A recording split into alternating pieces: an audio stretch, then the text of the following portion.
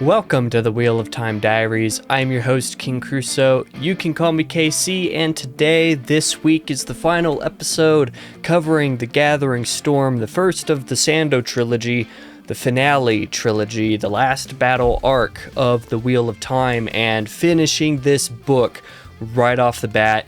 Incredible experience. Absolutely loved this book in its entirety. I spent just under 7 hours finishing the book for this week's worth of reading, actually getting it done. At the time of recording, I've actually only spent about 2 weeks reading this book instead of the full 4 weeks. I thought I would split things up a little bit after each quarter, but I just frankly couldn't really stop reading for the most part.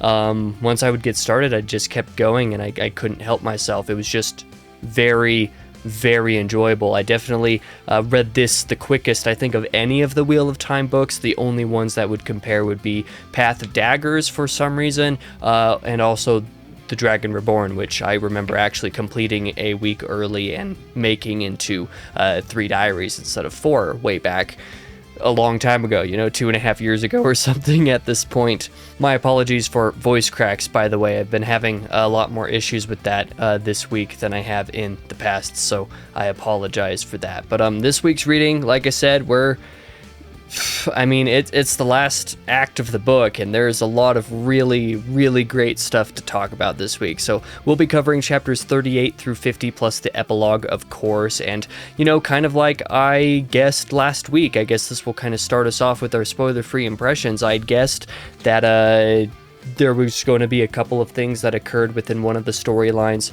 of this week's reading that I was right about.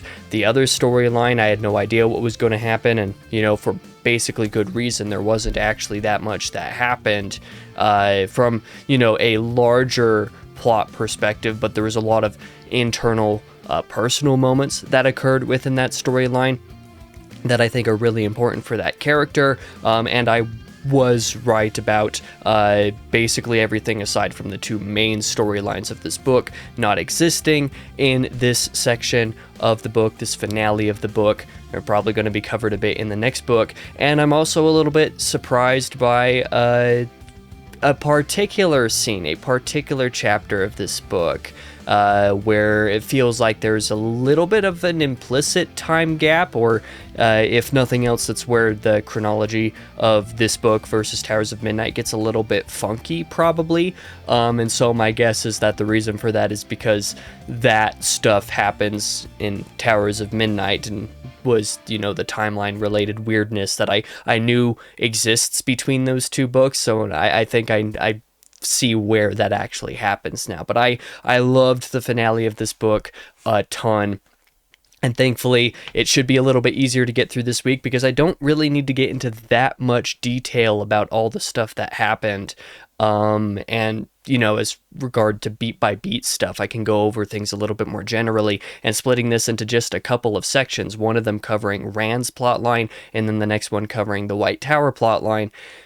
That's basically how we're going to structure this video. I guess I should probably give you like a full book impressions at this point, a spoiler-free thoughts, but I really don't know what else to say in that regard, except that The Gathering Storm was incredible. This is the return to the Wheel of Time that I loved back in those first 5 books, basically, and just It was phenomenal. It was splendid. I will note that there were some weird occasional prose redundancies within the last, 50 to 80 pages of the book that didn't really exist elsewhere. So I think they just kind of forgot to really tighten up the end the way that it could have been from a prose perspective. But that, alongside maybe a couple of very minor nitpicks of the entire book, are all that I have complaint-wise. This is just kind of the warning, I guess, a spoiler for my thoughts. This is the first time I'm rating a Wheel of Time book a full, genuine 5 out of 5 stars since The Fires of Heaven, which was, tied with The Dragon Reborn for my 2 favorite books of the series, and The Gathering Storm joins those 2 books in my top 3, absolutely, and it's no small chance that I end up ranking this at the top, maybe, for now. I'm not 100% sure. I need to think about it a little bit more, especially with regards to,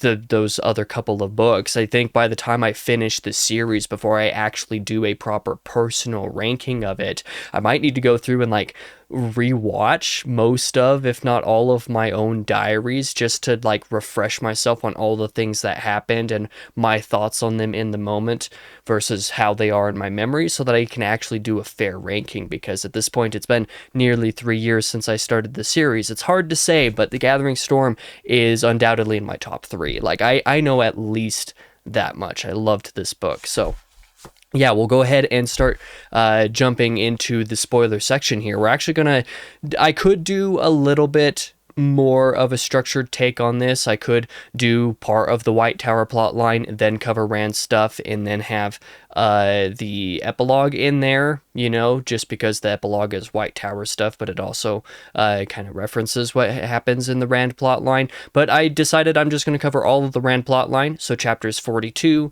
44, and 47 through 50. And then we'll go back and do the White Tower plotline, even though, technically speaking, the first 4 chapters of what I read for this week's reading were the start of, the very climactic sequence of the White Tower plotline. But we'll do Rand, and then we'll jump back and do the White Tower stuff.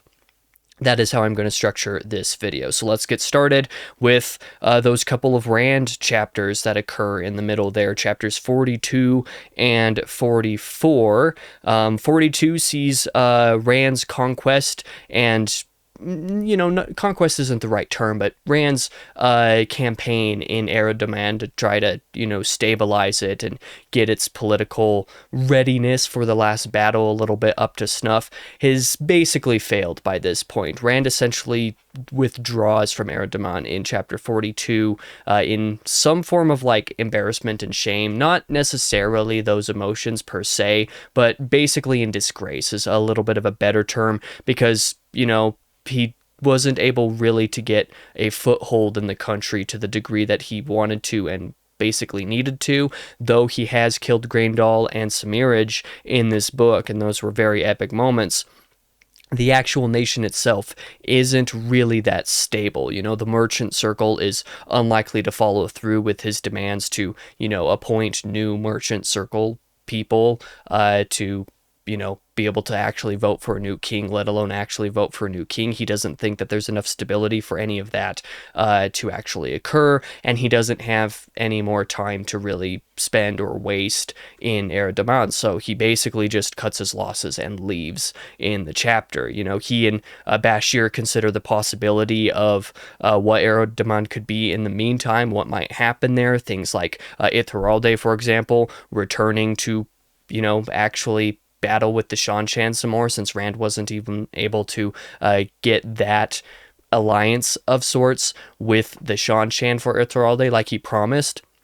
And the likelihood of Ithiralde at this point actually staying in at the Borderlands where he had been stationed by Rand might be pretty little. He might return to Eredaman. They don't really know what's going to happen there. He might turn his back on the Borderlands. Rand just wants the Borderland monarchs found at this point as he's leaving this area, because he needs them to go back and actually guard the Borderlands, because everything's falling to pieces. But yeah, so the group travels back to Tyr, where they encounter, Darlin having an army prepared to actually go help out a little bit with stabilizing Eredaman, but Rand says that place is a lost cause. You guys are actually going to follow me when we're going to go to the last battle, basically, is how he essentially words that to them. And like I said, it's definitely a pretty big cut your losses kind of moment. And with regard to the Borderlanders, well, that's where chapter 44 comes into play, because it turns out that the Borderland monarchs are in Farmading, and Rand in this chapter actually goes to meet alongside a couple of Ashaman and Nynaeve to meet a delegation of the Borderlanders in some of the plains near Farmading. And when they get there, it turns out there's only one delegate there, and that is Hurin from, way back in the Great Hunt, who they traveled with trying to get Padan Fain, and thus also the dagger that was affecting Matt at the time, way back in the early portions of the series. But they come across this character, Hurin, alone, and it seems like the only reason that Hurin was sent alone was because of Rand's familiarity with him, maybe to, break down his guard a little bit. But Hurin does reveal that all of the all of the actual monarchs themselves are still, basically hiding, protected in the city of Formatting by whatever else they've got going on there. Rand quickly travels everybody to the city and very nearly rains some bout of destruction on them, in, kind of retaliation, I guess, for their not doing their duty of guarding the borderlands, and also for maybe trying to trick and control Rand. Nynaeve is able to stop him from actually doing anything, but he does send Hurin back into Formatting to tell the monarchs that if they wish to return to the borderlands to fulfill their duty, he will provide their transport, but he does so in a pretty guilting way, that if they do not, take him up on this offer, then, they better be ready to live with the consequences of failing their duty to actually guard the borderlands, because that's not going to be pretty.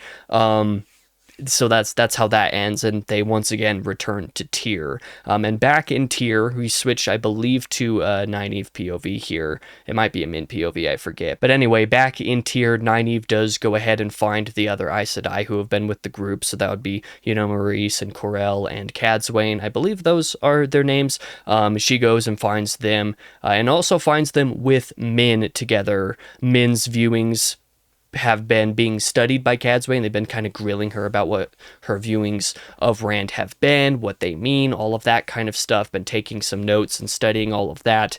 And though Min's viewings do indicate that Rand will likely win the last battle, there is the technicality that kind of negates that guarantee, in that if the Dark One wins the last battle there, if Rand does not beat the Dark One, that there will be no pattern left, and thus the pattern dictating what Min's viewings actually show is not inherently a guarantee of what's going to happen. That might be like an oversimplification of what's actually going on there, but basically, some of the Aes Sedai, one of the Aes Sedai here suggests just like, why are we even worrying about this? Min's viewings indicate that Rand has to win the last battle, and everybody else is like, I'm not so sure about that, because if he doesn't, then the pattern's gone, and like, maybe that's not actually a guarantee. So, there's some technicalities to that. But another important point of this chapter is that Nynaeve actually is able to get the location of Perrin from Rand. Rand actually tells her where he's at. She doesn't know how he knows. She assumes that he's been meeting with Perrin to some degree, and Rand's like, no, I haven't. I just know some things. But Min is able to, Nynaeve is able to reveal that location to Cadsuane, for example, and make the deal to be like, hey, this is where his location is. Why is he important? And Cadsuane makes the revelation that Perrin isn't important, actually. It's somebody who is with Perrin who we need. And that is basically what takes us into what happens with the end of Rand's plot line here. They all make to travel there together, as apparently, like I said, one of Perrin's party, Tam Al'Thor, is the one who Cadsuane is basically looking for at this point. And it is this gap in between chapters 44 and 47, the gap in the timeline of Rand's plotline, what's going on here with these characters, is probably stuff that all happens in Towers of Midnight. Of course, locating Perrin and getting Tam Al'Thor and taking him to go meet with Rand, because that is something that happens in chapter 47, is Rand deliberating with himself kind of around the Stone of Tyr, walking around, making his way back to his rooms, but him wondering, about the point of everything that's going on, the failing of his meeting with the Borderlanders, the meeting that never really occurred. They're not upholding their duty. Of course, his failure in Erdoma and other stuff that is on his mind. He's considering about what he's supposed to do about all this, if there's anything he can do about all this, all of that fun nonsense. He does early in the chapter tell the maidens to go gather other spear sisters, as he actually plans to, force the Shan-Chan out of Ebu Dar himself that night. This is one of the other things he's been thinking about, is what he's supposed to do about the Shan-Chan at their back, and he decides he seems to be like in a fit of rage at this moment. It's not really the pure anger, because he doesn't really feel much emotion at this point in time, but he certainly has, concerns about what the Shan-Chan not partying with him means for him and means for everybody else, and he decides, I'm just going to sneak attack them and destroy all their major cities and strongholds and force them out like I did back at Falma in the Great Hunt. And so he decides that he's going to go ahead and probably do this. But returning to his room, he finds Tam Althor there. Like I said, that's, there's a little bit of a gap here between these other characters and the other POV deciding that they need to go find Perrin, getting his location, basically determining that there is somebody with Perrin who is important. Tam is now in Rand's rooms. Tam, obviously, last time we saw him was actually in a Perrin POV earlier in the book. So it's reasonable to assume that this sequence that occurs in between these scenes here is Towers of Midnight stuff. So I'm sure I'll be able to read about all of that in Towers of Midnight, before Tam actually comes here. So there will be a little bit of timeline mismatching, but, no real concerns on that front. I think as far as the structuring is concerned, it actually basically works out, not least because these last few chapters of Rand's in this book are actually really, really powerful, actually. And one of the reasons for that is because this meeting with Tam here doesn't go well. Tam is somewhat able to start breaking down a little bit of that emotional block that Rand's going on, that personal figure. This is Cadsuane's plan all along, was to try to get somebody to be able to break that down in Rand and allow him to feel stuff again. And it sort of starts to work, but it turns out to yield some rather severe wrath. A very strong rage in Rand emerges when Tam accidentally or, mistakenly mentions Cadsuane about what she had basically told him to tell Rand. And Rand is obviously very, very unhappy about this. He very nearly destroys Tam with balefire in this scene. He prepares those weaves and he just about releases them before the little voice in his head is just what the fuck are you doing, Rand? Stop this. And he's like, this is crazy. I can't do this. I can't kill Tam. What am I doing? And then he opens a gateway and goes to Ebudar. Just ups and leaves right then and there. And in his rage, in his wrath, and his nearly murdering his own father, he just disappears and leaves.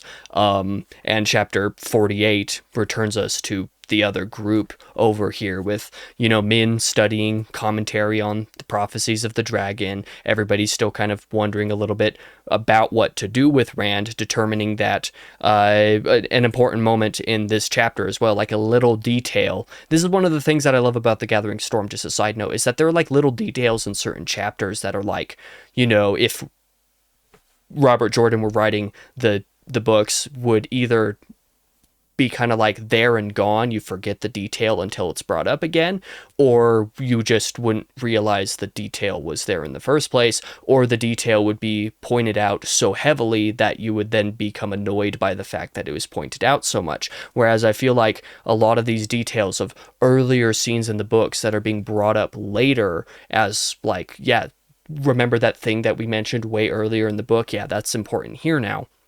This is another one of those details, even though it becomes important in the next chapter, basically, is that Min has determined through the prophecies of the dragon, something that Cadsuane has also determined, the reason why she was studying Kalendor. Is that the name? The blade, the crystal blade Seangreal thing that Rand tried to use in his battle against the Shanshan in Path of Daggers that failed. The reason why that failed is because for some reason Kalendor has to be wielded together with two other people, and the prophecies seem to maybe indicate that this is the case, and this is how Cadsuane discovered that was the truth of the blade, is that Kalendor needs to be wielded by a man and a couple of women in a circle together, and that's the only way that it can stably be wielded. And like I said, this detail becomes basically important in the next chapter, but this is something that The Gathering Storm does a lot, actually, is something being mentioned earlier in the book, and then later in the book it actually coming up, but you remember that moment from earlier in the book being I remember that being mentioned. I knew that had to be important, and it is. Whereas in a lot of other books in the series, things are mentioned and then not brought up again for 15,000 years, and by the time they're brought up again you've already forgotten them, or they're brought up every single second of every single page and you're just okay, shut the frick up, I get it already, but this is one of those scenes. Anyway, they got sidetracked there.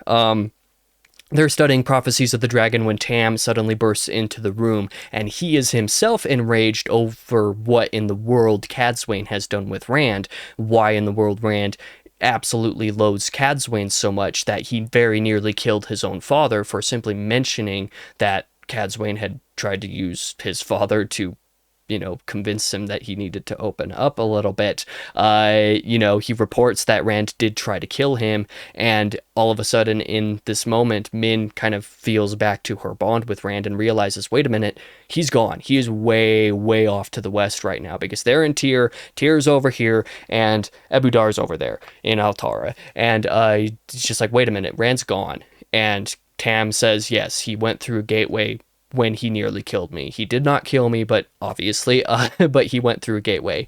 And they determine that he has probably gone to Abu Dar. Min realizes that he's probably gone to destroy the Shan-Chan himself personally. And the next couple chapters kind of follow up on this. Not in the climactic Rand actually destroys Abu Dar or the Shan-Chan kind of way, but in the very emotional, like he's unable to kind of way, because in this breaking of his block, Rand is in a very less stable headspace than he was, if you could even consider that cold, emotionless demeanor to be stable, which I wouldn't, but it's more stable than how he was when he nearly destroyed his own father. But Rand has spent, in chapter 49, he spent a little bit of time observing Abu Dar, because he was able to travel there outside of the city, and he realizes in observing the city and in observing just how many like traveling folk there are in camps, like they're forming like camps outside of Abu Dar, that the Shan-Chan are pretty good leaders within the land insofar as stability for the general populace.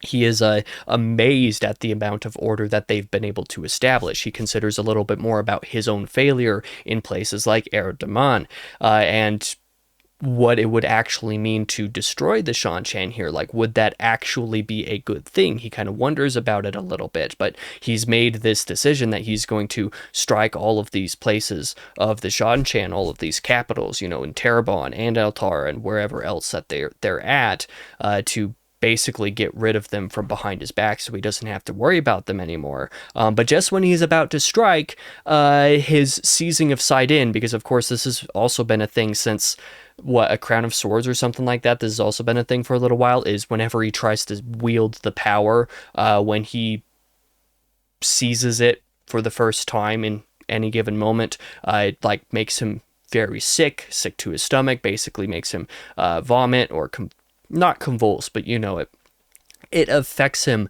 very heavily physically. There's no taint on Sidin anymore, but still him trying to wield the power just makes him sick for whatever reason. I don't remember if there's actually an explanation for why that is. If there was and I've forgotten it, please mention it to me, but in either case, he tries to wield the power to strike Abu Dar and then quickly disappear to the next place to just do it. But when he tries to seize it, he gets really sick and on the street, just immediately down and out for the count, and he's barely able to wield it enough to make a gateway quickly out of the city, where he ends up making a skimming. He skims out of there because he doesn't know this location well enough to actually travel there the other way, because they are different, but he skims out of the city to the hill where he actually ended up wielding Kalimdor back in Path of Daggers to destroy part of the Shan-Chan, but also part of his own army. He skims over there to escape, and then from there travels elsewhere. I don't think he realizes where he's traveling until after he's there. He ends up at the top of Dragonmount, where Lews Therin obviously died thousands of years ago, killed himself in the the breaking of the world. Was that the breaking of the world? Was Dragonmount the breaking of the world? That might be technically a different event. I don't remember off the top of my head, but this is also the chapter where Rand considering the importance of the crystal sword versus the access key that he has to that massive Sangreal that he and Nynaeve were able to use to cleanse Sidin. He also wonders in the chapter a little bit about like, what is the point of having that sword that I need to link with a couple of women to actually be able to use when I have the access key, which is more useful to me immediately, makes me more powerful, and doesn't come with the drawbacks of having to, link in a circle with a couple of women to use stably or anything like that. And he's wondering about this a lot. But in chapter 50, atop Dragon Mount, Rand is, again, still pretty unstable. He shouts in pretty emotional defiance of like the unfairness of the pattern of the world, and like why in the world he has to deal with this, why he has to be the dragon and do what he has to do, why he couldn't just be free from all of this nonsense. Basically, he's shouting in bitterness about all that is meant to be about what his role in the world is, and how he didn't really get to choose any of that because he feels like a puppet of the pattern. This is something that he expressed to Tam. He starts wielding Sidin again at the top of Dragonmount, basically seeking to destroy himself again. They're seizing as much power as he can hold, more power than he can hold. He feels like he's wielding just about as much, if not more, than he did when he cleansed the taint in the first place. Maybe even destroy the world again at this point is what he's about to do. But again, reflecting back on that conversation with Tam, words that Tam told him come back to his mind. So kind of like how his subconscious was able to scream at him to get him to not kill Tam before a couple chapters ago. In this chapter, it's Tam's voice, basically, what he told Rand about choosing why we fulfill our duties rather than the duties that we fulfill, because sometimes we don't get to choose our role. Sometimes we don't get to choose what we have to do, but we can choose why we do it. We can basically make the meaning behind that to a certain degree, or at least that's my interpretation of what was being said there. And Rand realizes when he hears Tam's voice in his head again here, talking about all this, that he is doing this, that his role about being the Dragon Reborn and the reason why he's taken up this mantle is so that he can see the people that he loved again. To some degree, this is also a Lews Therin thing, like being able to, encounter his destined love of his life again, and also being able to actually complete the task, to actually take down the Dark One correctly this time, because that's also something else that he's been considering in these chapters, is the Lews Therin side of things, where, like, obviously re-imprisoning the Dark One way back in the day, 3,000 years before, didn't really work out, and that there were problems with all of that, and it needs to be done right this time. This is something that Rand has told other people as well in this book, in particular, I think a couple times, like, this needs to be done correctly this time. We can't, there nothing else that we can do will matter if it doesn't actually get done, if we don't actually defeat the Dark One.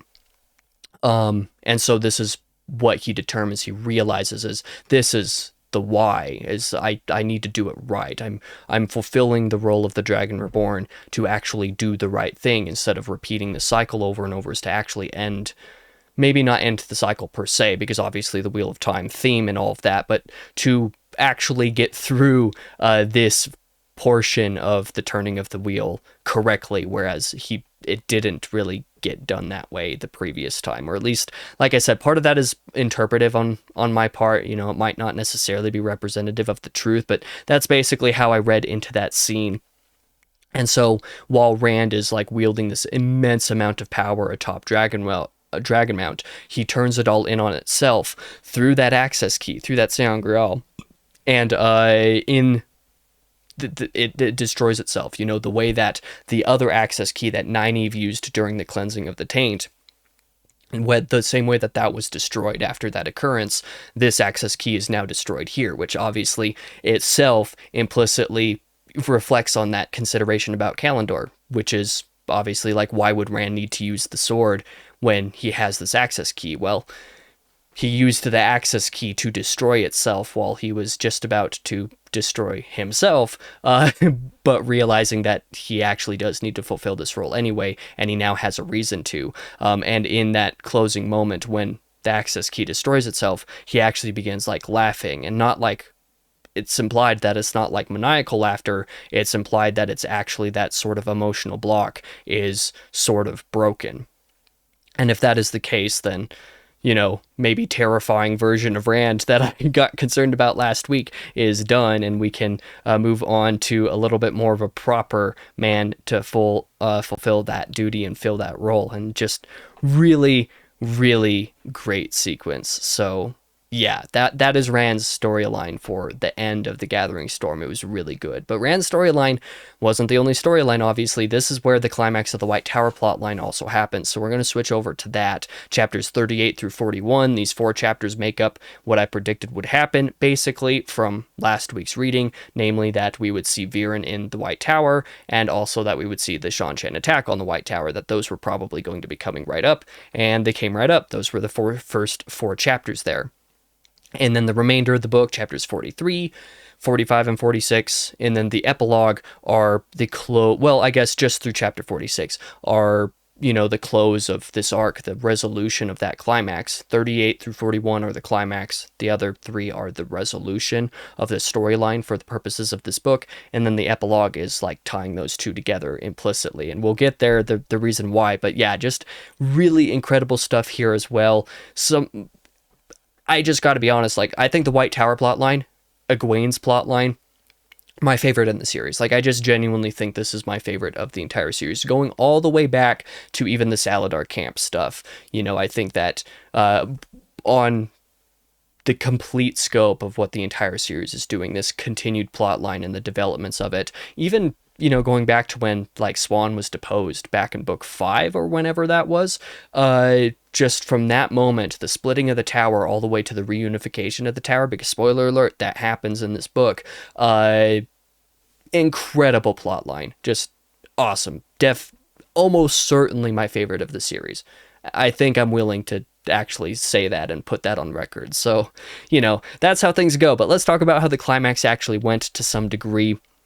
We don't need to talk about all of the details of how things actually go down, but in chapter 38, we do see Egwene meeting with Swan Sanche in the dream world, learning that Gawain has arrived at the rebel Aes Sedai camp, and also that the factions between Romanda and Lelaine are growing a little bit more defined. And this is a little bit worrisome because, of course, the split between the Tower and the rebel camp is not a great thing in the first place. For the Tower to have for these 2 groups to be split, and for the Tower to be split basically along Aja lines, and for the rebel camp to be split against a couple different particular political leaders within the camp while Egwene is absent. You have multiple different degrees of the Aes Sedai being kind of at each other's throats.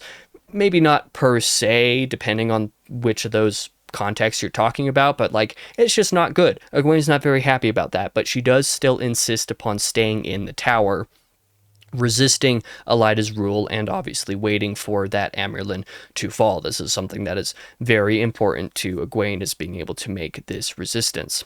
And the next day, after waking up, meeting with Swan, making these determinations no, I'm still staying in the Tower, even though she's being imprisoned in honestly a pretty inhumane way, because it's just not great. The next day, when Egwene is about to be punished, it actually turns out that some major political happenings are happening in the Tower now, and that her insisting the night before, or that very night basically, that I'm going to stay in the Tower and see what happens, basically. I still need to continue to resist, and running away kind of subverts that intention. The next day, Egwene is about to be doing her daily punishment, taken out of the cell. But instead of being punished, Katrin says that Elyda has decided to release Egwene, which is a little bit of a surprise. And instead of continuing to hold Egwene in the cell, they have decided to punish Sylviana instead for poor training of novices, even though many women in the Tower think that Sylviana's been doing her role as, Mistress of Novices quite well. It turns out that there was a meeting of the hall basically to some degree, and Sylviana was the only person to actually stand up for Egwene, and standing up for Egwene got her punished, got her stripped back down to a novice or something like that. But if nothing else, she was removed from her position, and Katrin was made into the Mistress of Novices instead. Furthermore, I believe it is the case that Sylviana was actually meant to be stilled and executed. I think that was also something that Elyda had sentenced for her. So obviously she kind of pushed back a bit, and people are unhappy about this fact. The way that some of this information was actually conveyed to Egwene was Seiren revealing it to her. Seiren being, of course, one of the sitters of the Brown Aja, and Seiren respecting Egwene a little bit. It's just like the hall is not very happy with Elaida, like she's kind of going crazy, and so they're confiding a little bit more with what's happening to Egwene, and Egwene, when Seiren leaves, Egwene is even able to accompany or convince the Red Sisters who are accompanying her, who are, leading her around the tower, to actually go to petition their Aja, the Red Aja, to not let Elaida kill Sylviana, because of course Elaida was raised from the Red, and Sylviana is a Red, and like there's some major political divides happening in the Red Aja as a result of this determination to have Sylviana killed.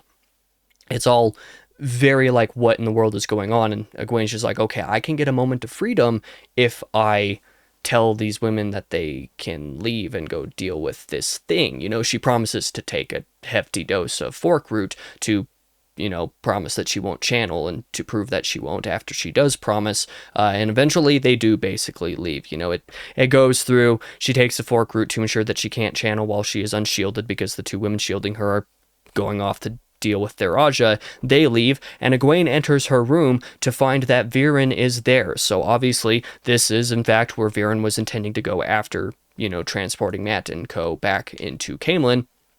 But we reveal that Viren never intended to actually go back and meet Matt, and that was probably the reason that she obviously gave Matt the instructions, wait 10 days and open the note and do what it says, because Viren never intended to come back. And that is because Viren has been Black Aja this entire time, but she had been Black Aja, come to regret making that decision, and because you can't really go against, the Dark One's oaths, like that's not really something that you can do very easily, she decided to keep on doing the Black Aja thing, but instead take a bunch of notes about who all is involved with that and what's going on, just an entire compendium of study, Brown Aja stuff, about what's going on in the Black Aja. And she decides that she's going to reveal this to Egwene. And you might think, okay, well, how can the Black Aja just betray the Dark One that way? And it's because of technicalities on the wording of the oath. It's like, I will not betray the Dark One until the hour of my death. And so Viren has taken a poison, or drunk some tea that has a particular poison that will kill her within the hour, and is now revealing all this information to Egwene, because that's what she planned to do, was, I'm going to reveal all this information now, I'm betraying the Dark One, and I can, that's the loophole. That is the loophole of the oath, is I took this poison, I'm dying here in an hour, so I can now reveal all. So she actually hands over basically a little compendium, like a book of all the information that she has gathered about the Black Aja to Egwene. The book is obviously got a code related to it, so there's another book that has the cipher on how to actually like translate and reveal all that information. But after Viren dies, Egwene starts looking through all of that information, and it includes over 200 Aes Sedai names who were certainly black, because Viren wasn't able to get 100% all the names, but she was able to get a lot, over 200 Aes Sedai, and amongst those names include people like Shiriam and Alviarin and Galena and Catherine, and Egwene does notice that it is notably absent of Elaida's name. But the fact that, Catherine and Alviarin and some of these other Aes Sedai have been involved with, Elaida, kind of suggests that some of the weirdness going on there was probably Black Aes Sedai plots.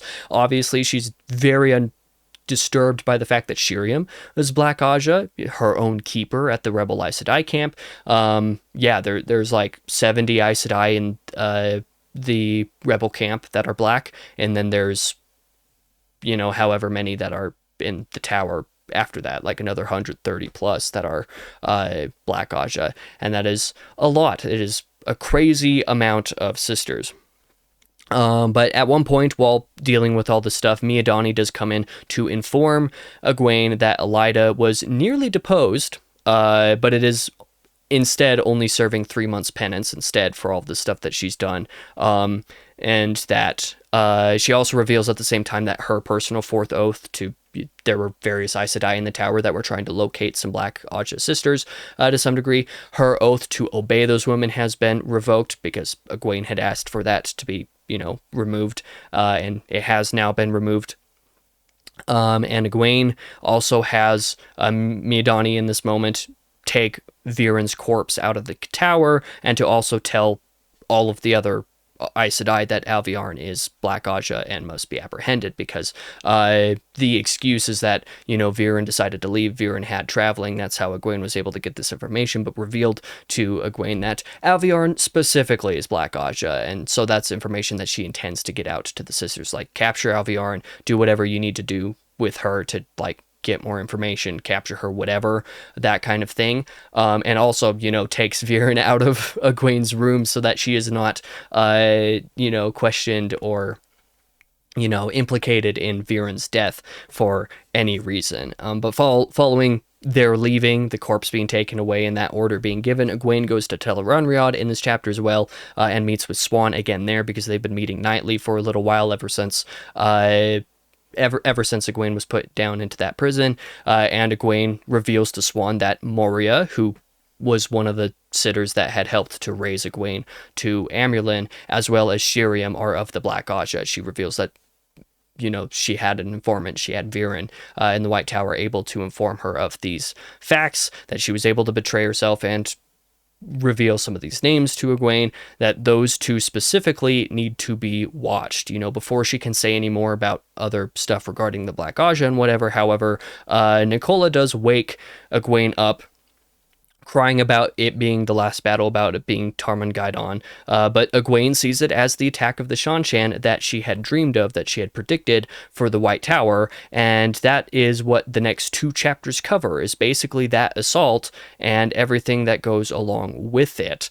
Chapter 40 does actually begin with Siuan experiencing Egwene being pulled out of the pulled out of Tel'aran'rhiod because of being awakened, and Siuan panicking actually gathers up some forces to go infiltrate Tar Valon to rescue Egwene. Even though Egwene is still pretty adamant about staying in the tower, obviously they figure that the attack of the Shan-Chan is pretty good reason to go there. But there's a lot of things that go on in these couple of chapters, a lot of flipping back and forth between certain POVs, but the long and short of the assault of the White Tower is that Egwene, after having been awoken by Nicola, she gathers the novices together, forms them all into little circles together. She teaches them how to do that, how to link with one another. She heads that circle, because by the time this has happened, just enough of the fork root has worn off for her to be able to, sees a little trickle of the power, but because she can seize that trickle, she is able to link with all of these novices and thus be able to use their power. And together with,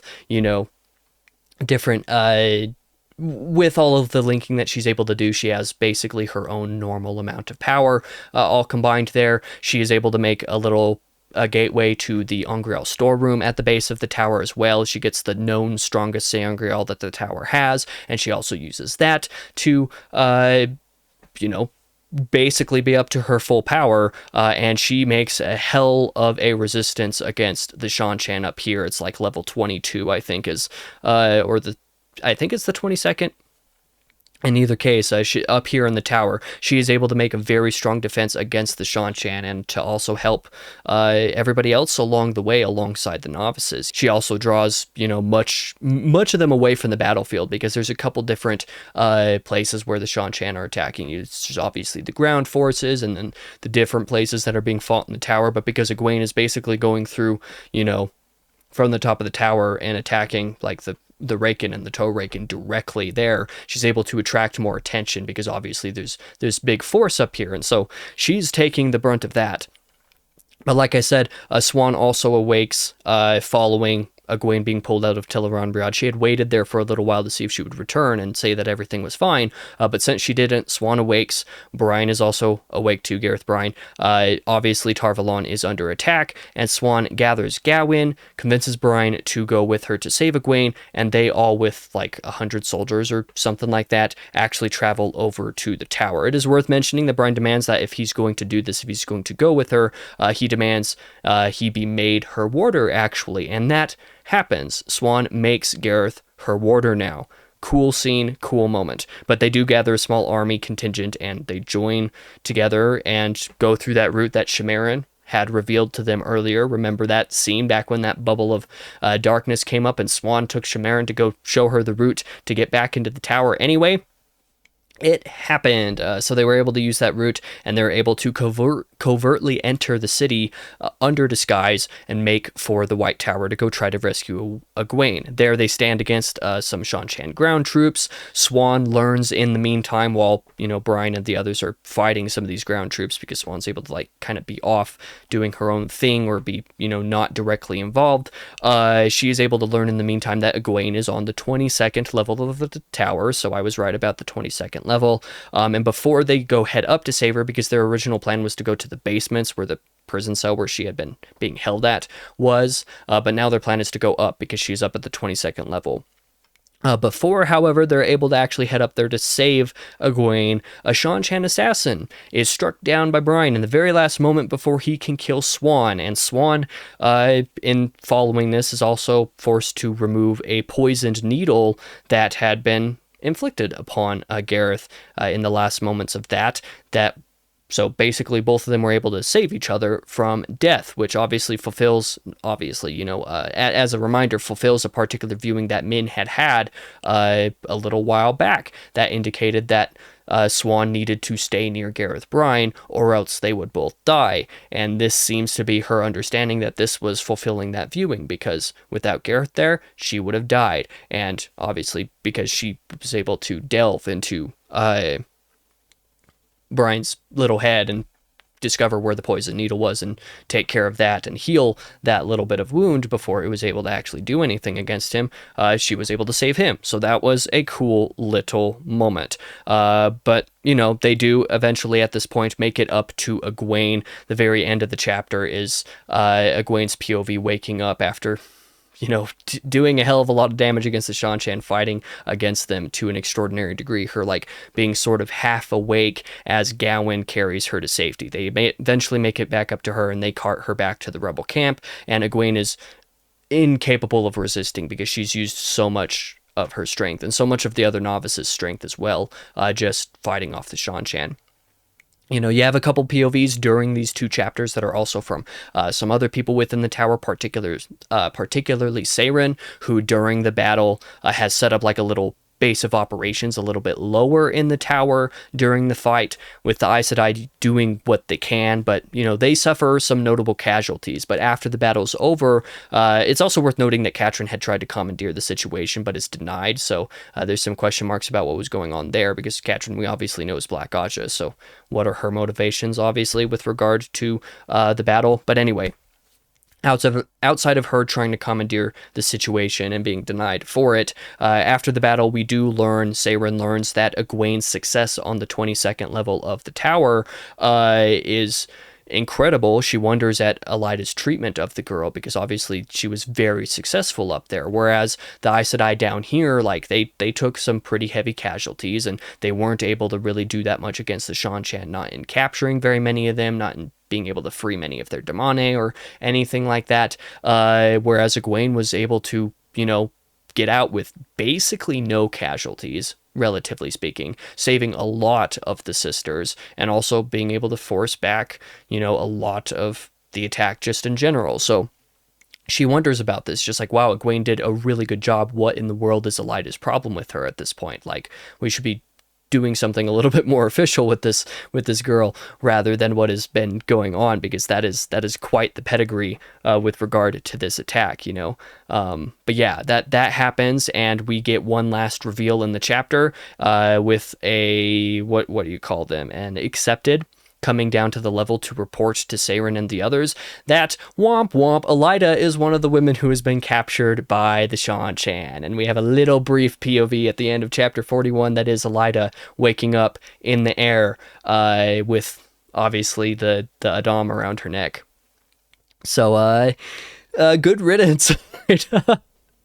I hate to say that, but like it's kind of true. This just makes everything so much more convenient for the next couple of chapters. Like I said, these next chapters, 43, 45, and 46, are basically the resolution to this battle and the reunification of the tower. It is so good. Chapter 43 features a meeting of the hall, Egwene particularly addressing the hall, and most importantly within this moment, during the meeting, Egwene takes the oaths on the oath rod. She hasn't actually technically done the test that she's supposed to do to be actually properly risen to Aes Sedai, but she does plan to do that later. But she does take the oath rod and swears the oaths and promises after swearing the oaths that she is not a dark friend. And she has all of the sitters of the hall do the same. But of course, we know that Moria is one of the sitters of the hall who is black, and we obviously also know that Shiriam is black and is her keeper. In making the announcement that she's going to have all the sitters go ahead and do this, Shiriam tries to attack, but Egwene was anticipating this, basically denies her, just says, nope, you're not going to do that, shields her, and says Shiriam is one of the black, by the way. And Shiriam tries to resist the claim, but Egwene is able to pull a trick that implicitly forces, basically tricks Shiriam into lying about something, and they realize, oh, so she doesn't have the oaths actually. But yeah, so they figure out that she is Black Aja. Moria tries to escape, and so to all the others, it's pretty clear that she's also Black Aja. And Egwene reveals basically everybody else who is as well. Her plan is for all of the Ajas to be gathered with the same tactic with the hall, for them all to re-swear the oaths as a way of like forcing them to, admit that they're Black Aja, or being able to determine who is and who isn't. Obviously, Egwene has a bunch of names, so she kind of knows who to anticipate for the most part, but there are some who are able to be caught otherwise. For example, Egwene is able to actually have 50 Black Aja sisters executed in doing this thing, one of those being Shiriam, who does confess to some pretty gnarly stuff in her last moments, maybe thinking that it would allow her some mercy, but no, Egwene is able to execute her and 50 other sisters. Somehow there were about 20 Black Aja, a known Black Aja, who were somehow able to escape from the camp. There were 3 new ones that were discovered that weren't part of Viren's list, but that goes to show just how thorough Viren's information is. Yeah, it's just a crazy moment. But back in the tower as well, should note that various different Aja heads and sitters actually meet together to determine how to move forward now, because Elaida has been captured, with also the rift of the Ajas being so stark that none of the heads of the Ajas can really bear the idea of any particular woman within any one of those Ajas being Amyrlin or anything, being raised to that position. They all are just like, no, like this Amyrlin should be of this Aja for this reason, and they're kind of all fighting for themselves.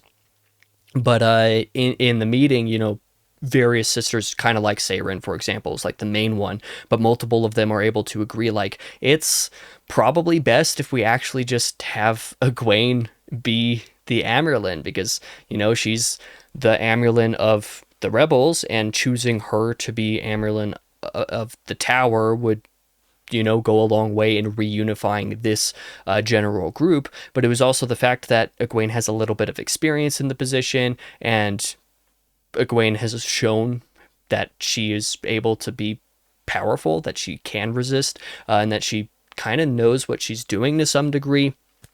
It just turns out that she is the best choice for being the Amyrlin amidst this reunification effort, especially since, technically Elaida would still be the Amyrlin, but because she is out of the post and unable to fulfill her duties, they basically just go ahead and assume, like, okay, she's dead or she's not coming back, and attempting a rescue would be nigh impossible. So we need a new Amyrlin. Let's just agree on Egwene, and they're all able to agree on Egwene.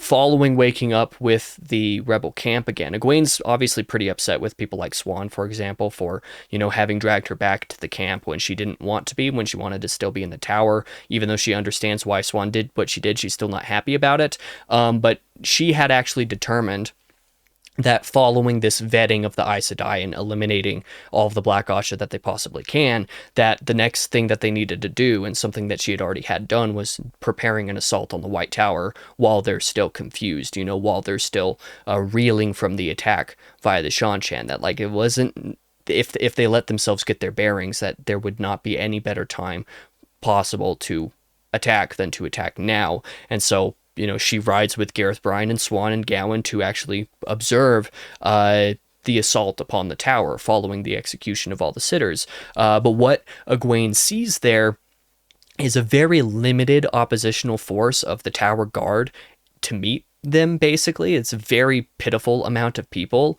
And she takes this detail into account, as well as a few others, and basically is able to determine, like, hey, maybe we shouldn't do this yet. Something feels off. And Brian tells her that, hey, we have like an hour before it'll be too late for us to attack. And Egwene's like, okay, let's hold off for an hour. And in that hour space of time, 10 sitters of the White Tower Hall emerge to come negotiate with Egwene on the bridge. 2 of them from each of the Ajas except for the blue and the red. So the fact that there's no blue is no surprise, because Elaida had disbanded the blue from the tower, and no red indicates, good faith of trying to interact with Egwene, because obviously the red has just not been doing good.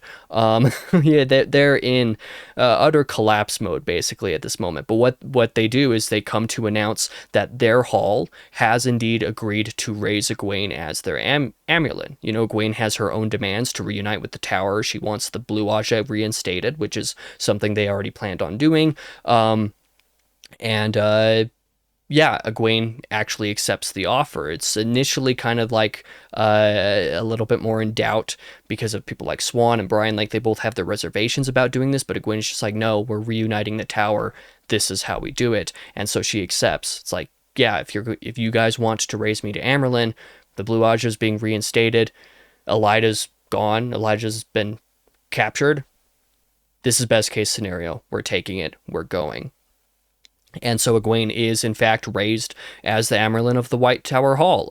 She goes through that entire sequence again. Some people like Swan insist that because she's already been raised, that she shouldn't need to be raised again. But Egwene's like, hey, they need their chance to accept and acknowledge and do this. And so they go through all of that. And following being raised as Amyrlin, she actually goes ahead and berates all of these sitters who have just stood to promote her, that's not the right term, but, raise her to the Amyrlin seat. And she tells them that, like, you guys have all been, like, horrific failures with regard to dealing with Elaida. Like, you should have done something about her when she fumbled the bag with Rand so hard, with all these other things that she did. Like, you guys did not do your duty. Part of this little speech that she makes involves having Sylviana actually taken out of the prison cells that Elaida had put her in, and deciding to make Sylviana her own keeper, which, is for 2 reasons. Obviously, Sylviana was one of the only sitters to actually fulfill her duty and to, like, try to stand up against the bad things that Elaida was doing, because that was the reason why she was being about to be executed, basically. But it was also the fact that Sylviana is technically Red Aja, and Egwene choosing Red Aja as her keeper of the Chronicle is an act of good faith on her part, indicating that she has no malice inherently with the Red Aja. She wants all of the Ajas to come together, all of everything to be healed, and since there are no Red Aja sitters who were able to stand for Egwene, because the sitters are gone, disappeared, they don't know where they're really at, or otherwise the Ajas just kind of in disarray at the moment. Anyway, the point is that Egwene makes this decision. Sylviana is going to be my keeper. As indication, I have nothing against the Red Aja, and I want them part of this as much as everybody else. And like I said, it acknowledges Sylviana's integrity as well, so it kind of makes an example of everyone. And at the same time, Egwene has also had the Rebel Aes Sedai camp gather outside of Tarvalon, formed outside of Tarvalon, so that she can address them. And she does address them and the tower together as well, addressing the rebels with a speech that, they must apologize basically for their crimes like rebelling and raising another Amyrlin outside of the White Tower, stoking a little bit of the inherent division of the White Tower by the things she does. Obviously, she acknowledges it's like, you know, we all understand why those decisions were made, but the fact of the matter is, against the White Tower, you guys did rebel, and you need to apologize in order to be, you know, accepted back into the White Tower. And she does this, obviously planning to accept them into the White Tower, of course. But it is that show of, you know, to show the White Tower Aes Sedai that, like, hey, I'm not going to, you know, single anybody out here. I'm not just going to tell you guys you failed. They also had their own failings. Everybody had their problems.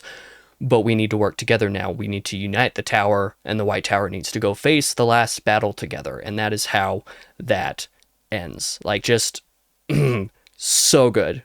White Tower plotline in this book, absolutely peak. This book, absolutely peak. But that's not the end. We do at last have the epilogue. Like I said, this does kind of reference a little bit of Rand's plotline. Remember when Rand dealt with all that magic atop a dragon mount? Well, one of the things that happened in the aftermath of dealing with all that magic was that the sky kind of cleared a little bit. And this is a little bit of a detail that I'd never really mentioned because it didn't seem important to mention. If it was Robert Jordan's other books, it probably wouldn't have been that important to mention, is that there have been references about, especially around the White Tower, things like appearing a little bit dreary, like as if it's going to rain or storm a lot throughout the entire book. And, you know, you kind of figure like maybe that's just, you know, the figurative way of showing like, hey, what the Gathering Storm is. It's the Gathering Storm made basically literal, right? And in previous Wheel of Time books where stuff about like the weather is like an important point with regard to plot related stuff, even though this one's not necessarily as important, but, you know, in previous cases, like where, you know, the world being in much hotter than normal, with winter not really coming about. That was a point that was made so freaking often. Basically every single chapter some character was sweating, or it was so abnormally hot, and stuff like this. And then when the winter actually came about because of the Bowl of the Winds being used, all of that information was, again, made basically every single chapter acknowledged, like, wow, yeah, this is abnormal. This is crazy, isn't it? It's just like, okay, we get the point, Robert Jordan, shut the fuck up. We're done. Like, you don't need to mention this every chapter, every POV. It's just unimportant. Stop it. This book handles that kind of stuff a lot better, because even though this does mention things like the spring being a little bit weird with like grass and other plants and stuff not growing as green as normal, they're more subtle references. It's not in your face as so much as like, hey, the spring is a little bit weird, ha ha, wink wink, nudge nudge, or, you know, there are clouds gathered about the White Tower, like things look like a storm gathered here, but it's not storming. It's only mentioned a couple of times. And it's spread out as well, so that those mentions that do occur are like reminders rather than, okay, we get it, shut up now. I just appreciated that a lot more about The Gathering Storm than previous books. The last handful of books especially, that was just a little rant that I had to get out of the way. I'm sorry. But the reason why this is important is because the sky above Dragonmount clears a little bit because of what Rand does. The sun actually shines a bit. And in the epilogue, we have Egwene's POV.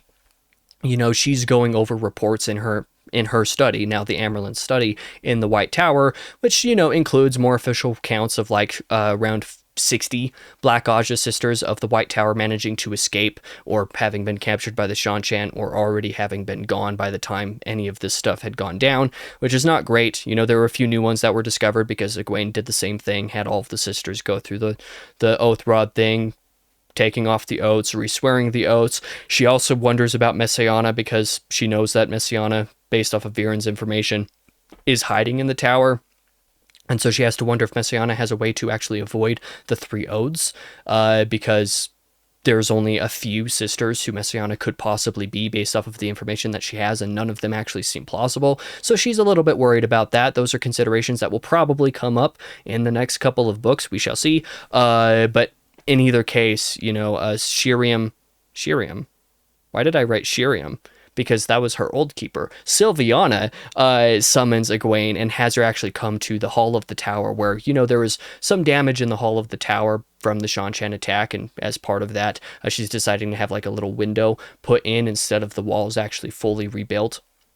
But through that opening in the wall, the damage of the tower there, they can see Dragonmount, and they can see the sky clearing a little bit, noticing this. And Egwene makes notes, she's like, take note of this day. That seems a little bit irregular. Whatever's happening with the clearing of the sky there and the sun poking through, that's abnormal. Take note of that event. And like I said, that just kind of reflects on Rand being at the top of Dragonmount and experiencing this moment of revelation for himself. It's a thematically really interesting way to end the book, and I just liked it a lot. But yeah, that is The Gathering Storm. Incredible book. I actually didn't mention this at the beginning of the video on accident. I don't think. I did mention that I read for nearly 7 hours for this week's worth of reading, but that put my total reading for The Gathering Storm at 28 and a half hours. Based off of word counts, this book should have taken me closer to 32 or 33 hours. Yeah, Brandon's prose and his writing of this book has definitely been a lot quicker reading pace than any of the last handful of Robert Jordan's books have been, for sure. And that was also something that made this book way enjoyable to read, was actually being able to push through, being able to read more than 60 pages in a morning, because I typically only read a book for, for 2 to 4 hours a day, depending on the day, depending on when I wake up, and all of that kind of stuff. Typically I average 2.5 to 3 hours worth of reading in a morning, and in The Gathering Storm, that meant I was still able to get through like 60 to 80 pages in a morning instead of like 40 to 60. And when your books are this long, that makes a big difference. And when your chapters have so much more plot going on instead of prose bloat like the last handful of Robert Jordan's books in the series, that also makes like the actual forward progression like twice as quick, because I'm reading more every morning and more is happening within the reading I'm doing. Just made this book really refreshing to read, to the point that at the time that I'm recording this, I had actually read, I had had a slow morning one morning reading what I was supposed to, but I was so desperate to finish what I needed to read that day that before I went to bed, I was actually able to read those last couple chapters that I needed to. Normally I don't read at night anymore because I just don't do well reading at night. I get too tired. It doesn't work out. But this book was able to keep me engaged and awake when I read at night. And I did that a couple times. In fact, when I just finished this book, at the time that I'm recording this, that would have been yesterday, but at the time of this video is coming out, it would have been a couple weeks ago. Sorry. But I was able to read like 80 pages that morning, and it was a great morning. I only had 40 pages of the book left to go. It was like, okay, well, am I just going to get through this tomorrow? Probably just tomorrow. But then I decided late in the day, I had a couple hours before I typically would have gone to sleep anyway, and I didn't know what else I was going to do that day. I could have worked on some other projects, but I was like, I'm going to spend the last couple hours tonight and just finish the book, because I want to do that. And when I finished the book, the amount of restraint that I've had to hold, both last night and this morning at the time of recording, to not just start Towers of Midnight immediately is actually insane. It is so much restraint that I'm holding. I'm going to hold off for these next couple of weeks because Aloe, my friend who I've been reading the series with ever since book 7, basically, we've been doing these as buddy reads together since then, he has to get through a Malazan book over these couple of weeks before we can start Towers of Midnight, so I'm going to wait for his update on that. When he is through Dead House Gates, we will be starting Towers of Midnight. I plan for like that last weekend of February, the first week of March, obviously, to be when I actually start that book, and that will be when these diaries start. So basically when this video comes out, over the next few days is when I plan to start Towers of Midnight. So, come back next week for the first episode, my first impressions of that book. I'm really interested to see how that goes, not just with some of the timeline stuff, but also with some of the, the plot lines and the POVs that we didn't see much of in this book, and also the ones that I'm excited to see. We will shift actually just a slight little bit into sort of spoilery stuff again, because I want to go into a couple of predictions that I have for the next book. Obviously I talked a little bit about this last week, but Towers of Midnight is probably almost certainly going to cover stuff like Elaine's plotline in Camelin. Matt's going to meet with her there, obviously. But the thing that I had forgotten about that Matt's plotline still needs to do is the Tower of Genji stuff, trying to free Moraine. So that is something that I'm really excited to see happen in Towers of Midnight, because there's zero shot that it doesn't happen in Towers of Midnight. So I'm really excited for that. I don't predict there being very much Rand POV, if any, in the next book, actually, just based off of his entire arc in this book.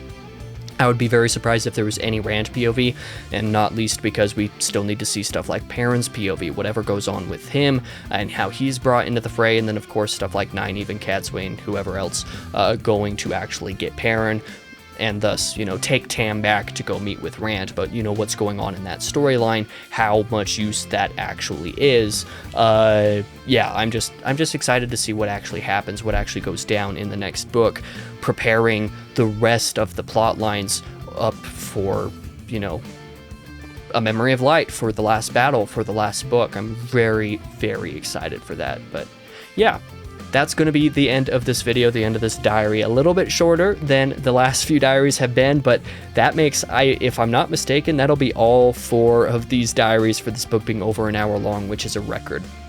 I am sorry for that, but it's been a really good time. I've loved this book, and I hope that you've been enjoying following my journey. If you have, thank you for watching. I hope you come back next week for the start of Towers of Midnight. But for now, I've been your host, King Crusoe. You can call me KC, and I hope to see you there.